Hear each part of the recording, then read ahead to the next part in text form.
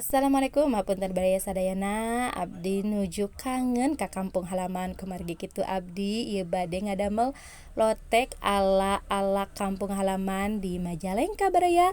Pertami-tami urang siapkeun heula ieu aya ciriwis atanapi sirungkol baraya. Saparantos kitu oge ieu aya toge sareng kol baraya. Urang siapkeun we caina anu ngagulak saparantos kitu tambihan ku uyah. Lebetkeun we eta ciriwis sareng kol oge sareng togena baraya. Tong lami teuing we baraya supados teksturna henteu pati lembek baraya. Saparantos kitu dituuskeun baraya. Abdi oge ieu ngagoreng suuk baraya kanggo engkin sambelna baraya. Saparantos kitu abdi oge ngagoreng asin japuh baraya. Abdi oge ayeuna ieu ngagoreng kerupuk baraya da geuninganan di bumi teh kedah we aya kerupuk baraya.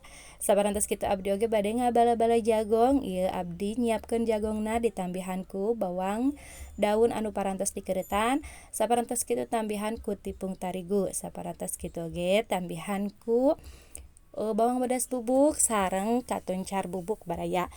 Tah saparantos kitu oge tambihan ku penyedap rasa atanapi royco baraya. Saparantos kitu tambihan cai diaduk-aduk oge.